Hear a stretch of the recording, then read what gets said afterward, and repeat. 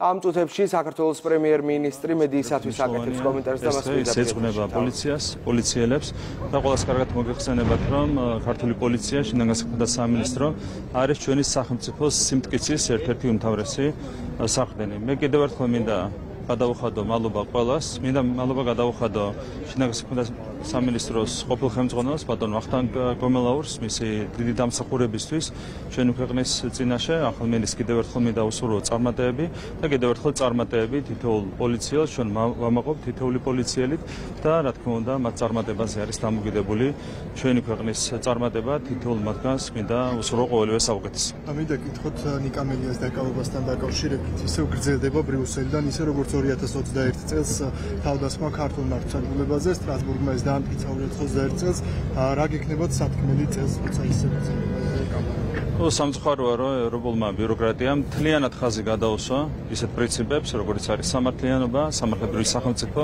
სამართლის უზენაესობა. ეს ჩვენ ვიხილეთ რამდენიმე წლის წინ, როდესაც კანონი იყო საქართველოში აღსასრულებელი და საქართველოში კანონის აღსრულებას, სამართლის უზენაესობას პირდაპირ დაუპირისპირდა მაშინ, როგორც ევროპული, ასევე ამერიკული ბიუროკრატია. გახსოვთ მაშინდელი განცხადებები, მოგვიანებით ადამიანის უფლებათა ევროპულმა სასამართლომ, სტრასბურგის სასამართლომ დაადასტურა, რომ სახელმწიფოს მოქმედება იყო თავიდან ბოლომდე კანონიერი და სამართლიანი. თუმცა დღემდე ბოდიში არავის მოუხდია. აქედან გამომდინარე, ჩვენ არ გვიგვირს ეს განცხადებები, ანალოგიური განცხადებები, რომლებიც კეთდება დღესაც. ეს მეტყველებს ძალიან მძიმე კრიზისზე, რომელიც დღეს არის ევროპულ ბიუროკრატიაში. ეს არის პოლიტიკური კრიზისი, დემოკრატიული კრიზისი, სამართლებრივი კრიზისი. მე დიდი იმედი მაქვს, რომ deep state-ის გავლენა ევროპულ ბიუროკრატიაზე შესუსტდება, რის გარეშეც უბრალოდ წარმოუდგენელია ამ კრიზისის დაძლევა. იმედია, რომ ევროპული ბიუროკრატია საბოლოოდ მოახერხებს კრიზისის დაძლევას. ეს არის მნიშვნელოვანი იმისათვის, რომ განვითარდეს ევროკავშირი, როგორც წესებზე დაფუძნებული სისტემა.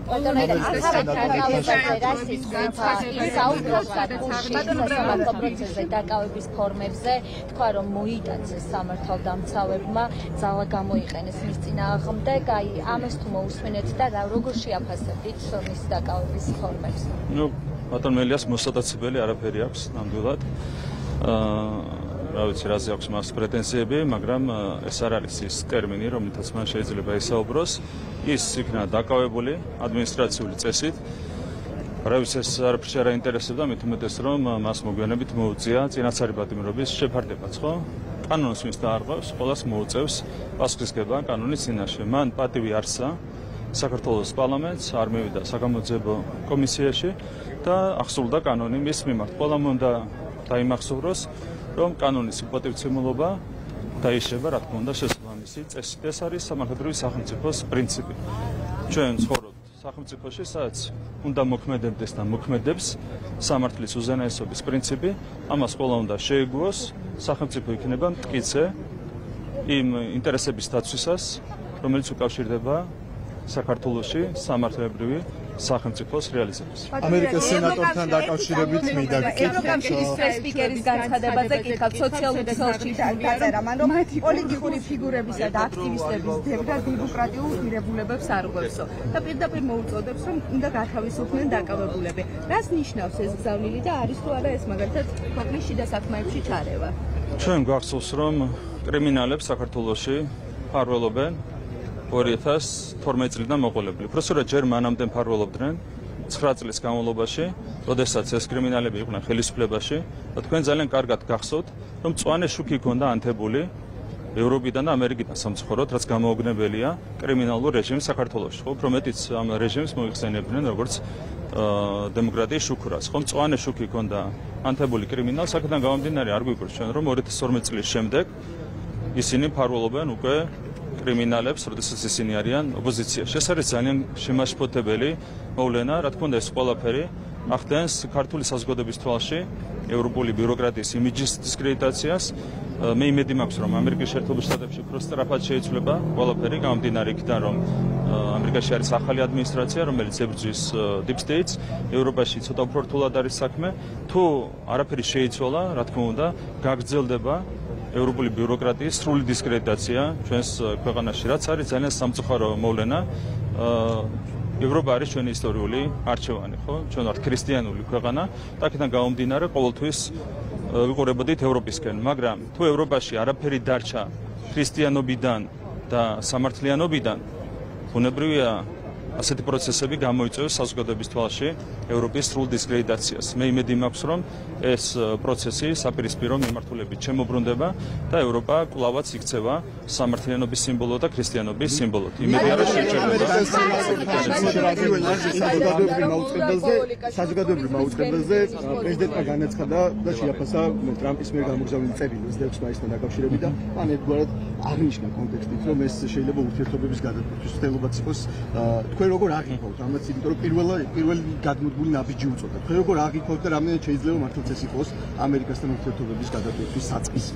ორი წერილი გამოქვეყნდა. პირველი იყო სახელმწიფო დეპარტამენტის სახელით გამოქვეყნებული წერილი და ჩვენი აღქმით ეს წერილი ემსახურებოდა ერთადერთ რამეს 26 მაისის ოპოზიციის აქციის რაღაცნაირად გააქტიურებას, თუმცა ნახეთ, რომ 3000 კაცზე მეტი არ მივიდა მაქსიმალური მობილიზაციის პირობებში ამ აქციაზე. არც წერილმა უშუალო და არც მაქსიმალურმა მობილიზაციამ. მოგვიანებით გამოქვეყნდა პრეზიდენტ ტრამპის მისალოცი წერილი, რომელიც გამოიგზავნა პრეზიდენტ ყაბულაშვილის მიმართ და ეს წერილი ასახავდა იმ საერთო ღირებულებებს, რომლებიც აკავშირებს საქართველოს ხელისუფლებას და პრეზიდენტ ტრამპის ადმინისტრაციას. თუმცა ასევე ხედავთ თქვენ, რომ ამერიკის საელჩოს საქართველოში დღემდე უკვე მეოთხე დღეა თუ არ ვცდები, დღემდე არ გამოუქვეყნებია თავის საიტზე პრეზიდენტ ტრამპის წერილი. ყველაფერი არის გასაგები, როგორც თავადო ეტყოდნენ ხოლმე, ყველაფერი გასაგებია.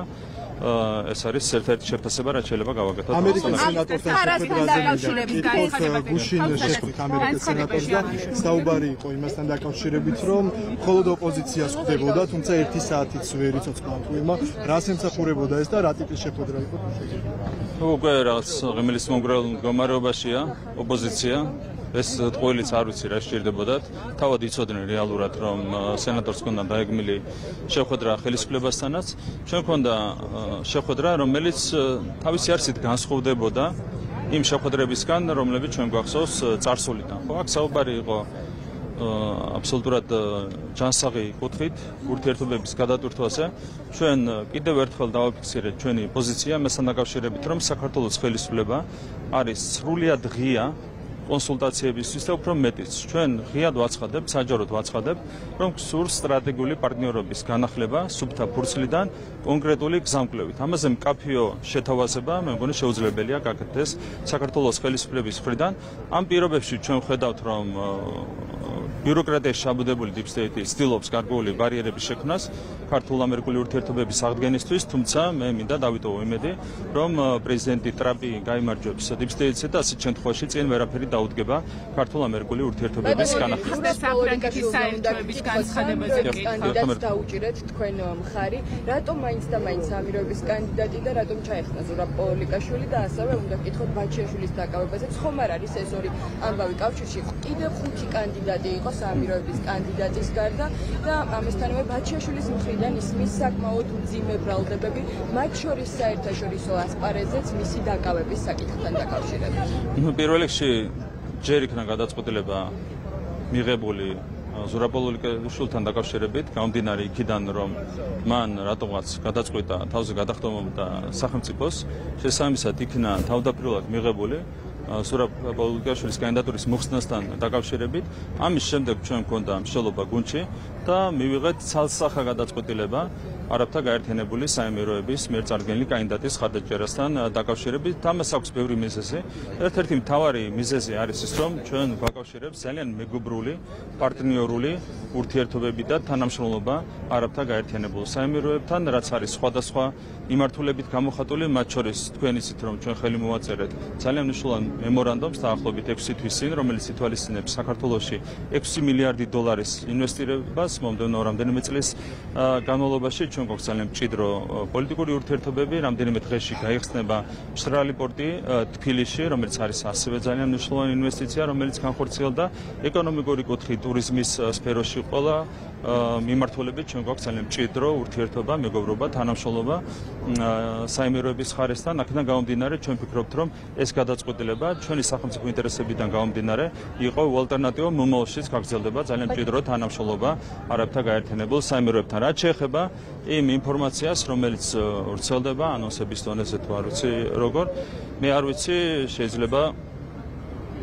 პიარში ფულს უხდის სახელმწიფო უსაფრთხოების სამსახური ან ბაჩიაშვილს ან ტევ-პირველს ან ორივეს ერთად ეს რა თქმა უნდა ნახევრად ხუმრობით ისინი აცხადებენ რომ სახელმწიფო უსაფრთხოების სამსახურმა ჩაატარა სასწაული ოპერაცია არაბთა გაერთიანებულ საემიროებში და დამნაშავე რომელსაც შეფარდებული ჰქონდა ძიმე დანაშაულისთვის სასჯელი ოპერაციის საფუძველზე ჩამოიყვანა საქართველოში ასეთი ინფორმაციის გავრცელება მხოლოდ და მხოლოდ შეიძლება ინატროს სახელმწიფო უსაფრთხოების სამსახურმა მოსაცაც კი შეშურდებოდა ასეთი ოპერაციის ჩატარება. არ ვიცი რას უხდიან მაგალითად ნოდარ მელაძეს, მე ვიცი რომ თავის დროზე მას უხდიდნენ გარკვეულ თანხებს კონკრეტული შენობიდან შეიძლება რა ვიცი ეს პროცესი გრძელდება უნდა გითხოთ ამასთან დაკავშირებით უსაფრთხოების ამავე თემაზე ჩაგეკითხებით რა გახდება გამოძიების საფუძველი ან შესაბამისი უწყებები დაინტერესდებიან ბაჩიაშვილის მიერ გაჟღერებული ინფორმაციით რომ ის გაიტაცეს 2 დღე თვალება ახვეული ყავდათ და ისე ჩამოიყვანეს პირდაპირ რეისით და საერთოდ არ ყოფილა იქ რა ინფორმაციასაც სახელმწიფო უსაფრთხოების სამსახური ავწელებს დაინტერესდებიან შესაბამისი უწყებები რა ინფორმაცია თავი არის რა თეორიულადაც რომ წარმოვიდგინოთ ასეთი ოპერაცია ის არის თავიდან ბოლომდე კანონის ფარგლებში ეს რო წარმოვიდგინოთ. როდესაც ადამიანს აქვს არ მახსოვს 10 წელზე მეტი 11 წელი შეფარდებული და მას ოპერაციის საფუძველზე აკავებენ და აღასრულებენ კანონს ეს არის თავიდან ბოლომდე კანონიერი კიდევ ერთხელ გაიმეორებ. თუ ეს მართლაც ასე მოხდა, არ ვიცი, ამ შემთხვევაში არა მარტო კომპლიმენტები, არამედ არის ღირსების მედალიც ეკუთვნით შესაბამისი ორდენიც ეკუთვნით შესაბამისი ოპერაციის ავტორებს. ფარასკანონის საფრანგეთის საელჩოების განცხადებას რაც შეეხება განცხადებაში აღნიშნულია რომ საქართველოში რადიკალური ოპოზიციის აქციებში მონაწილეობა ძვირად დაუჯდებათ მათი ქვეყნების მოქალაქეებს და ნიშნავს ასეთი განცხადებები და ნიშნავს თუ არა იმას და დასკვნდება თუ არა რომ უცხოების მოქალაქეები მონაწილეობენ რადიკალური ოპოზიციის აქციებში. პირველ რიგში რაც შეეხება ფარასკანონი ამოქმედდება და ეს არის ძალიან მნიშვნელოვანი იმისათვის რომ სახელმწიფო სუვერენიტეტი ჩვენი ეროვნული ინტერესები იყოს დაცული ჩვენ ნახეთ გასული 4 წლის განმავლობაში გარე დაფინანსებით საქართველოში რევოლუციის მოწყობის 4 სხვადასხვა მცდელობა რაც პირდაპირ უპირისპირდება ჩვენს ეროვნულ ინტერესებს სახელმწიფო სუვერენიტეტს ბუნებრივი ამას უნდა დაუპირისპიროთ ჩვენ ჯანსაღი კანონმდებლობა და ამ შემთხვევაში ჩვენ მივიღეთ გადაწყვეტილება გამჭვირვალობის შესახებ კანონმდებლობის სრული დადვირთვით ამოქმედების თაობაზე რაც ალტერნატივა არ აქვს ხო თუ ვინმეს უნდა გარედან საქართველოში აფინანსოს რევოლუციები, კი ბატონო, მაგრამ ეს გააკეთონ მინიმუმ გამჭვირვალედ, ეს არის ის პრინციპი, რომელიც ასახულია კანონში გამჭვირვალობის თაობაზე. და მეორე კითხვა საფრანგეთის და პოლონეთის ხო, რა შეეხება საფრანგეთს და პოლონეთს, ნახეთ, აი ყველაფერი დევს ხელის გულზე. მარტო სტატისტიკა მეტყველებს ყველაფერზე, გასული წელიწად ნახევრის განმავლობაში ერთი ქვეყნის შემთხვევაში მხოლოდ 9 მოქალაქეს ეთქვა უარი საქართველოს შემოსვლაზე და მეორე შემთხვევაში მხოლოდ 16 მოქალაქეს ეთქვა უარი საქართველოს შემოსვლაზე 100,000-დან.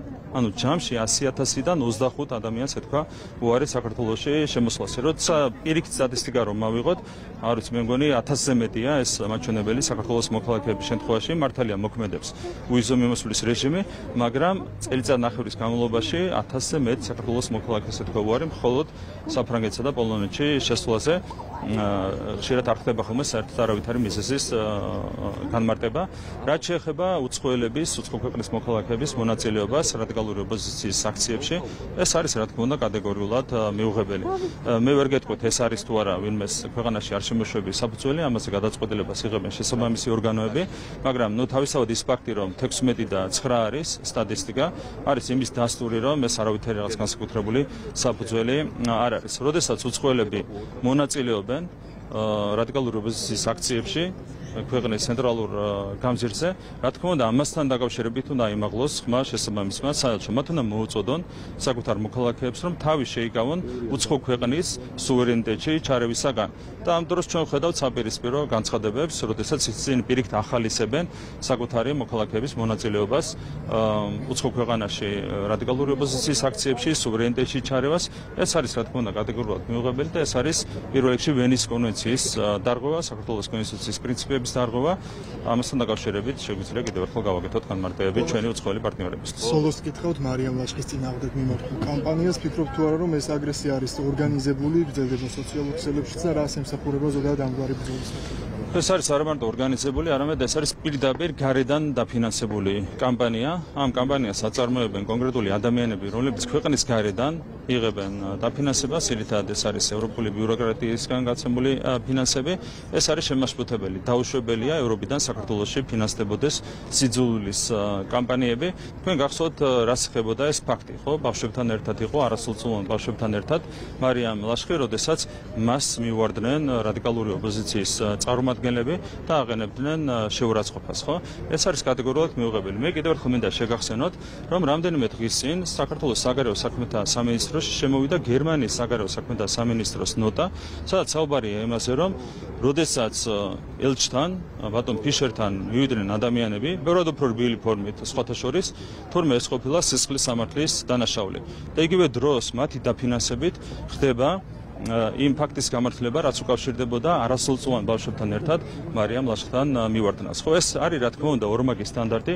კიდევ ერთხელ გამიმერებ, რომ ევროპული ბიუროკრატია არის სრულიად ტრაგიკულ მდგომარეობაში და ეს რა თქმა უნდა აისახება მთლიანად ევროკავშირის იმიჯზე ჩვენს ქვეყანაში. არ შეიძლება ასე ტრაგიკულ დონემდე დავიდეს ევროპული ბიუროკრატია, როდესაც ისინი ხელმძღვანელობენ ორმაგი სტანდარტებით, როდესაც მათთვის არ არსებობს არავითარი სამართლიანობის პრინციპი, სამართლის უზენაესობის პრინციპი. იმედი მაქვს, რომ ევროპაში ეს ტრაგიკული მდგომარეობა შეიძლება. დიდი მადლობა.